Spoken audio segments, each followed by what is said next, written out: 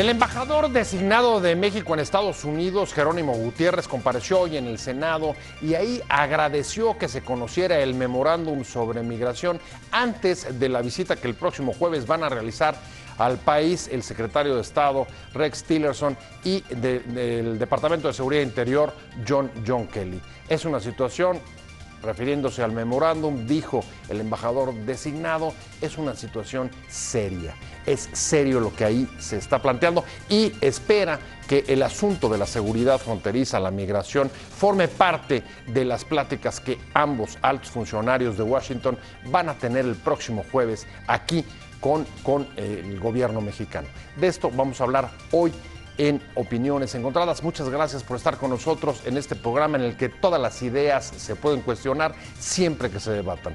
Vamos a ver unos datos de contexto y vamos a venir a discutir a nuestra mesa sobre qué se puede esperar y si creen que esta reunión del próximo jueves podrá despejar o ayudar a despejar la enorme incertidumbre que planea sobre la relación bilateral. A un mes de la llegada de Donald Trump a la Casa Blanca, la palabra que caracteriza la relación con México es incertidumbre.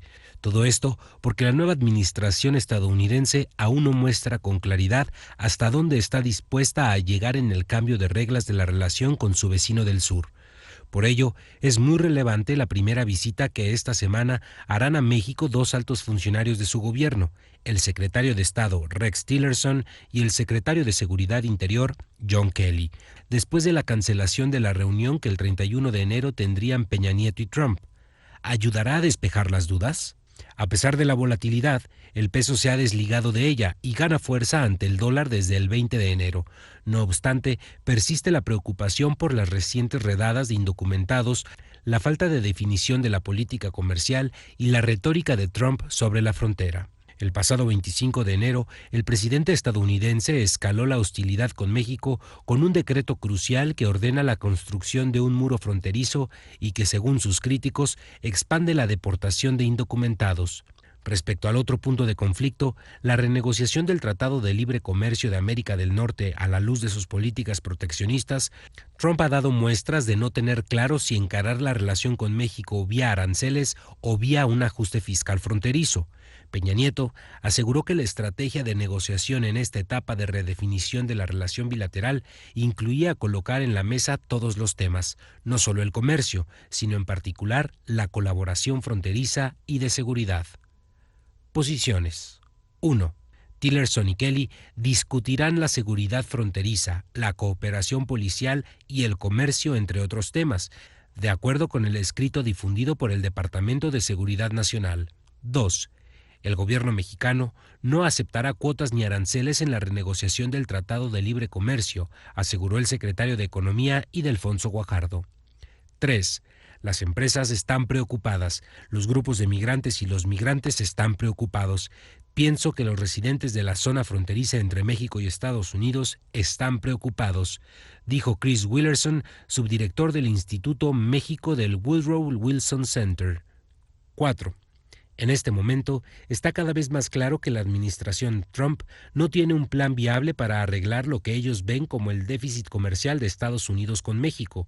Es poco probable que el Congreso republicano esté dispuesto a romper el TLC en ausencia de un plan creíble. La estrategia más probable del presidente Trump será hostigar y sobornar a las compañías estadounidenses a no mudar empleos a México, afirmó el profesor George DeMartino, experto en comercio y economía internacional en la Universidad de Denver. Arrancamos con Opiniones Encontradas. Muchas gracias por estar con nosotros.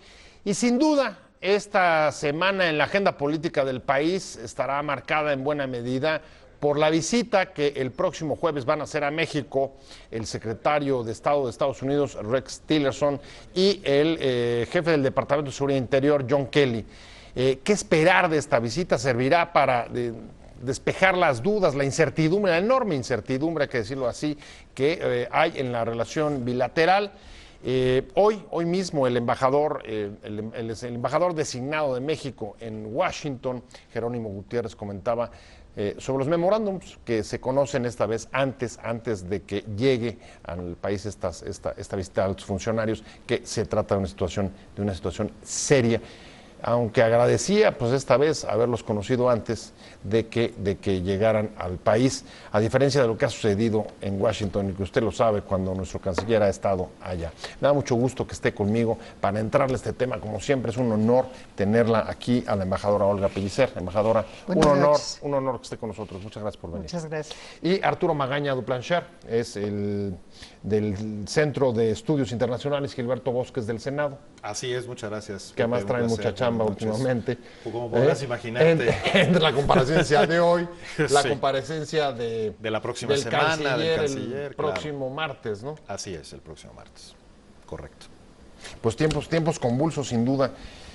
Hoy estaba el embajador designado en Washington y decía dos cosas que llaman la atención de cara a la reunión que tenemos el próximo jueves, la visita del secretario de Estado y del jefe del Departamento de Justicia Interior, y decía, bueno, pues qué bueno que esta vez nos enteramos de los memorándums que los subieron a la página sobre migración, sobre los planes, por lo menos el esbozo de los planes sobre migración. No sé si esto pueda anunciar, desde su punto de vista, embajadora, que un poco despejar la enorme incertidumbre que hay de la relación bilateral. Pues mira, yo creo que ya en estos momentos ya no hay tanta incertidumbre. ¿Por qué? Porque hay ciertos temas, por ejemplo, el que tiene que ver con las deportaciones, en donde las posiciones no se han movido demasiado. Lo que es, vamos a pensar qué antecedentes hay. Hay primero la orden ejecutiva, aquella primera, en la que por una parte se anunció la construcción del muro, que es un tema que sigue siendo difícil, y por otra parte había también una serie de medidas para endurecer las causas por las que es posible deportar más rápidamente a trabajadores indocumentados. Había allí ya el anuncio de una serie de medidas que permitían, por ejemplo, que fuerzas que alguien no tenían el derecho de detener podían hacerlo, y también había una serie de disposiciones para que se cruzara información de tal forma que casi automáticamente se pudiera ejercer una deportación cuando se había detenido a alguien que tenía ciertos antecedentes que en ocasiones pueden ser antecedentes muy leves, haberte pasado un alto, haber sido detenido porque estabas con aliento alcohólico, cosas por el estilo. Bueno, simplemente entrar a Estados Unidos es un delito, ¿no? Entrar es un delito. Sin documentos. Sin documentos. Entonces, ya eso ya se veía venir. Ahora, lo nuevo, que en realidad no, te confieso que no oía a Jerónimo hoy por la mañana, pero hay algunos artículos que salieron publicados en el Washington Post, fue el que yo vi, en el que anunciaban lo que se puede esperar. Y había ahí algunos puntos muy inquietantes. Para darte un ejemplo, que creo que es bastante claro. El presidente Obama había pasado algunas normas para que se tratase de no detener a trabajadores indocumentados o a jóvenes indocumentados, incluso niños, podría darse el caso, en lo que se llaman sitios sensibles. ¿Cuáles son los sitios sensibles? Es, por ejemplo, la iglesia, un hospital, una escuela. Entonces, la idea de que ahí se podía entrar a detener indocumentados era visto como un acto que no debía llevarse a cabo.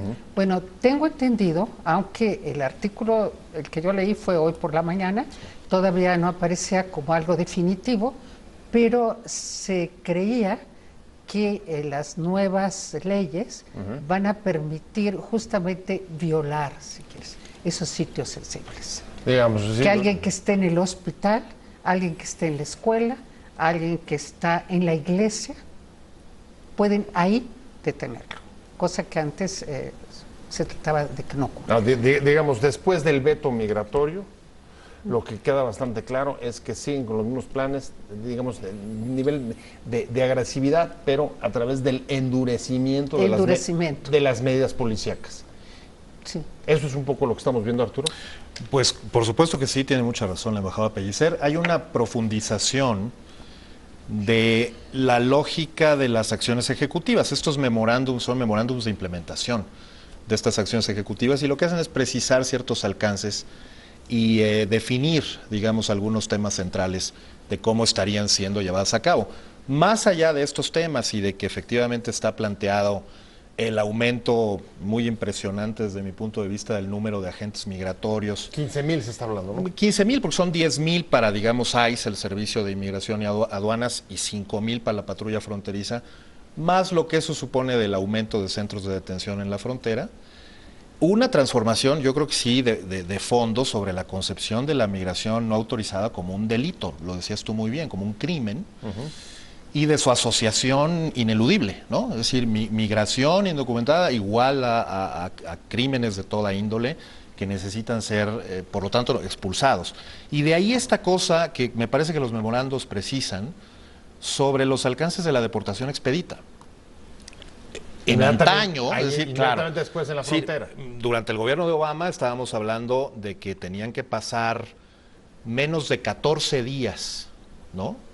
Los indocumentados en Estados Unidos, y estar además en un lugar del territorio estadounidense menor o equivalente a 160 kilómetros de la frontera para poder hacer la deportación expedita, es decir, sin que medie audiencia judicial de ninguna índole. Sí.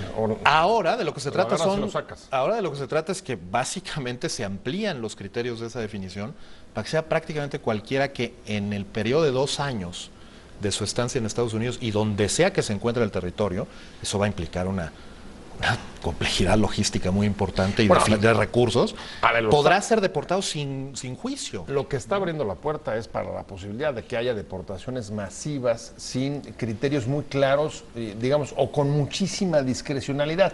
Y es un tema que ha adelantado ya el propio Departamento de Justicia Interior. Van a tratar en la reunión del secretario de Estado y el de Seguridad Interior el próximo jueves.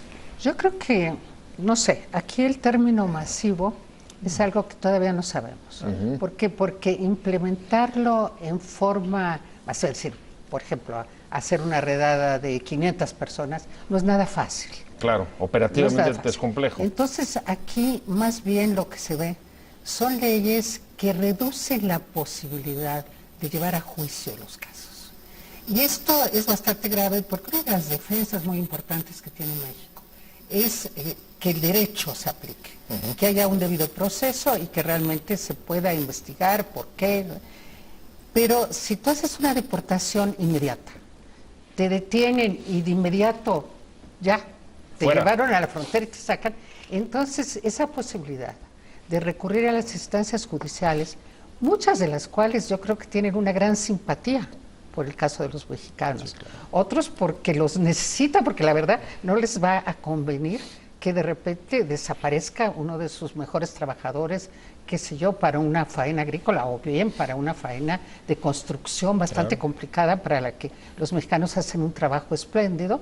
Entonces, que de repente, sin que casi te enteres, hagan la detención y lo deporten, eso sí va a crear problemas de tipo social, desde luego, de tipo humanitario, desde luego, pero también, esto es importante, de tipo económico, que los va a perjudicar a ellos.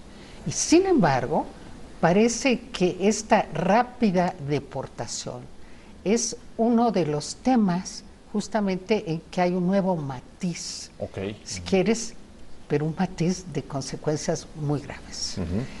A mí me indigna, me irrita enormemente el grado de psicosis que estos hechos provocan en la comunidad mexicana. Claro. Porque cuando tú sabes que saliste y que a lo mejor al llegar a la esquina alguien te detuvo y encontró el motivo para deportarte de inmediato, el tipo de terror que esto puede causar puede llevar a lo que se ve como una aspiración terriblemente negativa y de su poco humana de que haya la autodeportación. Es que ante ese ambiente de psicosis que estaba creando, haya muchos mexicanos que empiezan a decir, mejor me voy, a pesar de que mis niños están yendo a la escuela, a pesar de que tengo aquí 10 años, en que he contribuido muchísimo a la economía de este país, y pues prefiero irme. Entonces no se pueden descartar tampoco las autodeportaciones, aunque hago la aclaración.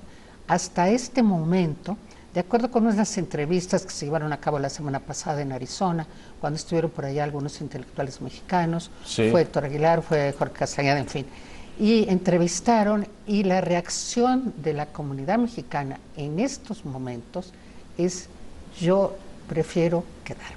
A ver, hay tres temas, hay tres aspectos sobre la mesa que retomo porque me parecen centrales.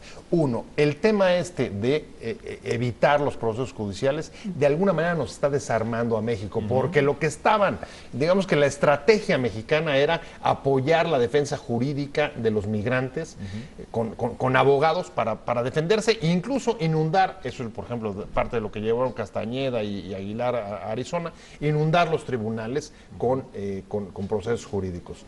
Y segunda, el que ni siquiera tengan que intervenir los agentes si logran crear un clima de terror que expulse por la vulnerabilidad en la que se quedan. ¿Cómo lo ves, Arturo? No, y además ni siquiera tendrían que intervenir las agencias federales. Una parte crucial, me parece, de la implementación de estas órdenes tiene que ver con la norma 287, que es darles la posibilidad a las policías locales y a toda clase de funcionarios, el sheriff, etcétera, para ejecutar, digamos, acciones que notablemente estaban fuera de su prerrogativa y que tenían que ver justamente con estas órdenes ejecutivas. Es decir, de alguna manera está siendo copartícipe, está invitando a otras autoridades a participar en la persecución. No creo cometer un error al denominarlo de esa manera, porque un poco ese es el tono que prevalece en los documentos. Si eso es así, pues la verdad es que sí se está de alguna manera poniendo el cimiento para un conflicto mucho mayor que no solo va a involucrar autoridades e inmigrantes, va a involucrar a muchísimos otros actores que, como bien dice la embajadora, pues van a reaccionar completamente en contra. Este programa 287 fue el emblemático de la resistencia de la ciudad de Santuario. Justo ahí surgen y se fortalecen en su momento, así que habrá muchísima resistencia también.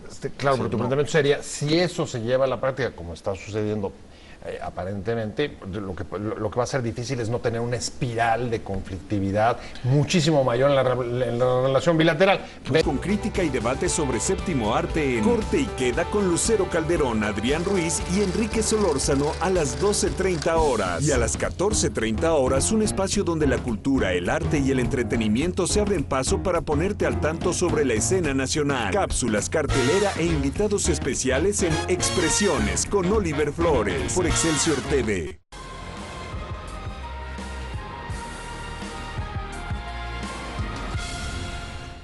Regresamos a Opiniones Encontradas, ya algunos temas que pueden tratar el próximo jueves el secretario de Estado Rex Tillerson y de Seguridad Interior John Kelly acá en México en la visita que van a hacer, el encuentro que van a tener con el gobierno mexicano. Ya han adelantado seguridad fronteriza, cooperación policíaca y comercio también. Todos estos temas se incluyen en la agenda, embajadora, y tenemos cosas que son inmediatas. Está, por supuesto, lo que acabamos de tocar hace un momento. ¿Qué planteamiento frente al terror de las deportaciones y la extrema vulnerabilidad que está dando con el endurecimiento de las medidas policíacas, pero también el muro? Mira, yo creo que el muro es un tema sobre el que hay ciertas opiniones encontradas. Bueno, la parte oficial mexicana dice que es un asunto de soberanía. Nuestro canciller ha declarado, esto lo declaró ante la televisión de Estados Unidos, que Estados Unidos, como nación soberana, tenía el derecho a construir el muro en su territorio, el que quiera.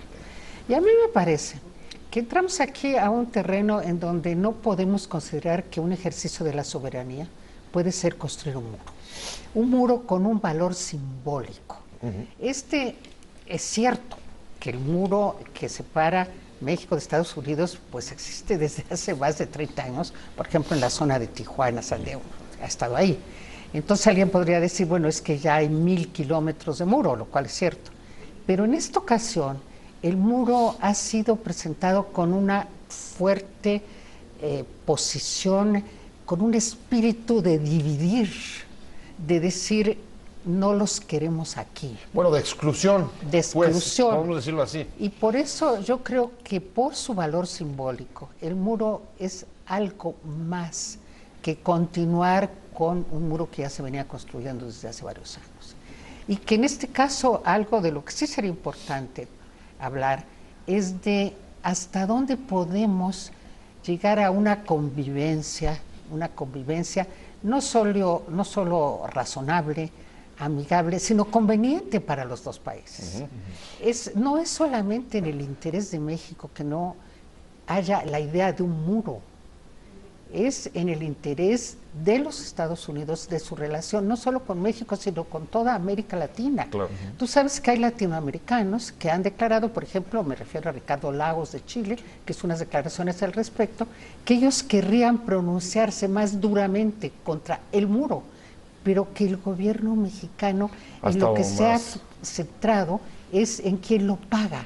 Y el tema no es quién lo paga, sino qué significa para la relación de Estados Unidos con el mundo y concretamente en el hemisferio occidental con toda América Latina. No sé si coincidas con la embajadora o con, Totalmente. O con el canciller Videgaray. Con la embajadora, aquí no hay opiniones encontradas. En todo caso la tenemos con la Cancillería. Es decir, si uno quiere buscar... No, bueno, sí hay. Sí, alguna habrá, ¿no? Si uno quiere buscar, digamos, lo que ocurre con la construcción de un muro fronterizo, pues tendría que ir a Israel y revisar un poco la discordia a partir de este mensaje de Benjamín Netanyahu de esto de los muros es una buena idea, sí detiene muchos problemas y sí funciona, pero además verlo desde el punto de vista de la estrategia palestina, que ha sido palestina y egipcia en su momento, hay dos muros en realidad, de denuncia de esta construcción como contraria al derecho internacional humanitario y a toda clase de convenios internacionales, incluso de jus cogens. Entonces, la verdad es que efectivamente corresponde armar una estrategia de rechazo a la construcción del muro y de denuncia del muro mismo, más allá de la discusión de quién lo paga o no. Más aún, creo que la embajada tiene toda la razón de que la otra posición cínica que por ahí se escucha es que, bueno, mientras tenga suficientes puertas, pues que construyan el muro tan alto como quieran. Pero hay una carga simbólica en el sentido original de mi planteamiento hace rato, pensar la inmigración indocumentada como un crimen, algo que hay que detener ahí. Es decir, en Israel había otros componentes, había una cosa, bueno, lo dijo Netanyahu, hay que detener terroristas. Pero aquí hay que detener la inmigración. Bueno, pero además todavía más difícil de entender cuando se trata de dos países que son socios y amigos, por lo menos es lo que se creía en las últimas décadas, embajador. Sí, ahora, aquí yo querría llamar la atención sobre algo que a mí me parece que será necesario abordar en su momento, no sé si para mañana haya tiempo para esto, porque lo cierto es que el lado mexicano tampoco ha presentado una alternativa que hable de el movimiento laboral como algo normal, como algo deseable, como algo positivo, como algo que contribuye al bienestar de los dos países. O sea, ha sido omiso, quiere decir. Ha sido omiso. Entonces, los argumentos del lado mexicano en este momento podrían ser a favor de lo que representa la movilidad laboral para los intereses de los dos países. Pero esto podría llevar a que también el gobierno mexicano se compromete a un flujo regular pero controlado. O sea, cuotas. Sí. Digo, podemos pensar en muchas alternativas, te confieso que es un poco las ideas que se me están viniendo a la cabeza, pero creo que de lo que se trata es de tener una migración regulada, no de poner un muro, no de decir que no pueden ir, sino de que... De ordenar. De ordenar. Y ese punto de cómo ordenar el movimiento laboral de mexicanos a Estados Unidos, que es necesario, es un punto en el que la parte mexicana ha sido tradicionalmente honesta. Ahora, ¿es posible esperar de la próxima reunión de la visita del secretario de Estado de Estados Unidos el jueves que entra, que comience a abrirse, opciones o argumentos para cambiar las reglas de manera ordenada en la relación bilateral? Estamos hablando con la embajadora Olga Pellicer y me quedé contigo, Arturo Magaña Dublancher, del Centro Gilberto Bosques del Senado. Correcto, pues es deseable y es urgente que así sea, dado que tenemos estas certezas desde la parte americana, nuevas certezas, menos incertidumbre. Yo diría que en otros temas la incertidumbre se mantiene, especialmente en los comerciales, y dado que le tocará al general Kelly y a Rex Tillerson hablar de eso cuando que realmente le correspondería al secretario de Comercio, pero bueno, están muy atrasados en la ratificación de Wilbur Ross en el Congreso americano. Pero que además, digamos, esta incertidumbre dejara de ser también mexicana, es decir, sobre la posición de México frente a la negociación integral. De suyo ya era, me parece, un avance celebrado por toda clase de expertos, que se planteara así, es decir, una negociación integral que abordara todos los temas. Tiene sentido. Es lo que ha estado pidiendo el presidente Peña. Bueno, y tiene sentido, porque realmente, es decir, yo no entiendo cómo podría mantenerse el Tratado de Libre Comercio con un muro. Es decir, honestamente, tanto a nivel simbólico como práctico, logístico, lo que quieran, pues realmente no conozco el caso de ningún otro situación de dos socios comerciales a quienes no les importa tener un muro en medio en la frontera, ¿no? Sí, pero bueno, más allá de eso, me parece que sería indispensable que esa posición se manifestara, se articulara y que empezara también a ser pública, que empezara a ser parte de una discusión mayor sobre qué clase de posición se adopta en los distintos temas. Mi sensación es que vienen un poco a tantear un poco el terreno y a plantear a lo mejor una dinámica de carrot and stick. Me da la sensación de que el señor Tillerson vendrá en un plan, digamos, diplomático, muchísimo más, menos agresivo, y que el general Kelly pues sí vendrá a plantear pues lo que acaba de publicar sus memorandos. Ahora, sería llamativo que la parte comercial la quieran resolver a través, digamos, pues sí, de medidas de seguridad, claro, o dígase de otra manera, del hostigamiento a las empresas norteamericanas fuera. Que no. ¿Qué podemos esperar, embajadora? No sé muy claro los planteamientos que tengamos. De esta reunión del jueves, yo creo que podemos esperar poco, porque yo creo que si bien ellos traen muy claras ciertas ideas que han venido, como la ilegalidad, el lado mexicano concretamente para el tema de los trabajadores migrantes, sí ha tomado una posición muy firme en que los defenderá siempre que tengan la oportunidad de poder tener un proceso judicial, que a lo mejor no lo van a tener. Claro que es. Ya hablamos de eso. Ajá. Pero no tenemos todavía cuál es el ideal de la política migratoria mexicana.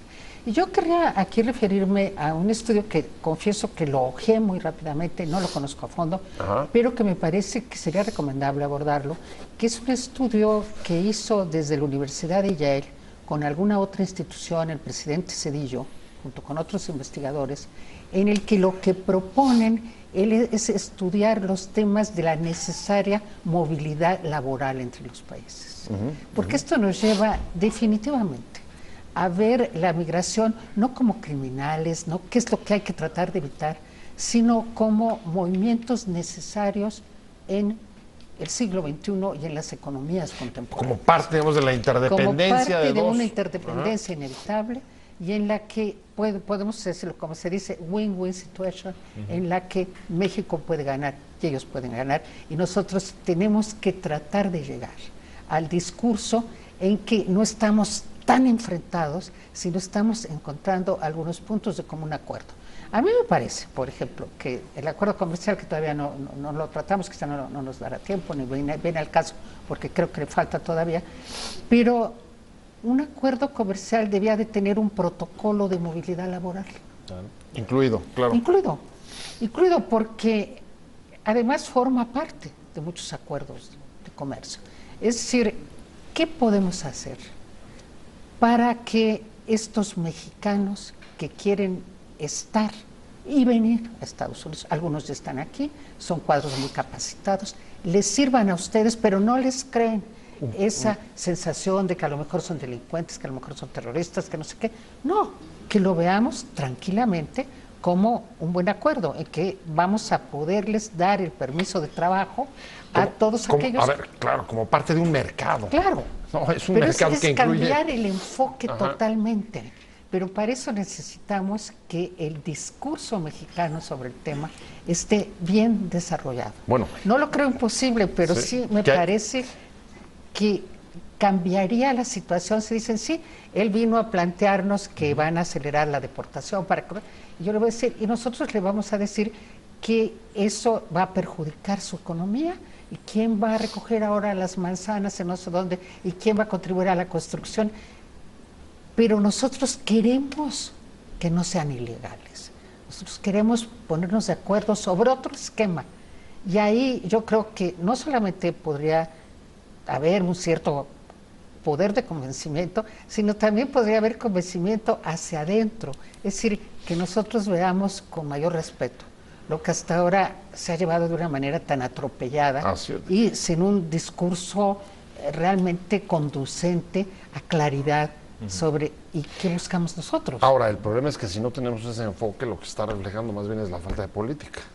Claro. No sé si tú coincidas, Arturo Magaña. Bueno, no sé, una cosa que no o la sea, veamos, una otra cosa que no haya. claridad sobre la política migratoria. Espero Atención suficiente, ¿cómo le quieres llamar? Bueno, pero en todo caso es un rezago de muchos años, ¿no? Es decir, desde contadora quizá, no somos capaces de imaginar una solución creativa para un problema que tenemos en la frontera sur y que de algún modo se transmine hacia la frontera norte. Esto ha venido un poco también a revelarnos, digamos, nuestro propio atraso o nuestro propio desdén. Mira, creo que allá por finales de los años 90, y fue justamente en el Senado, donde se trabajó un documento bastante interesante. Claro. Sobre la posición mexicana hacia una regulación de los trabajadores migratorios. Sí. No sé si... Se llama México ante el ahora fenómeno ahí. migratorio. Pues yo espero espero que podamos entrarle a ese tema la próxima vez que la invitemos. Ya se nos terminó el tiempo y queremos agradecerle mucho que la embajadora Olga Pellicer haya aceptado y haya estado con nosotros hoy. Arturo Magaña Duplancher, muchas del gracias. Centro Gilberto Bosques del Senado. Gracias a ambos, Gracias, de verdad. gracias, una embajador. muy rica plática. Ojalá que nos haya escuchado la Cancillería o que nos haya escuchado ustedes. Que nos escuchen todos. Muchas gracias a ambos. Y sobre todo gracias a usted por haber estado con nosotros en Opiniones Encontradas.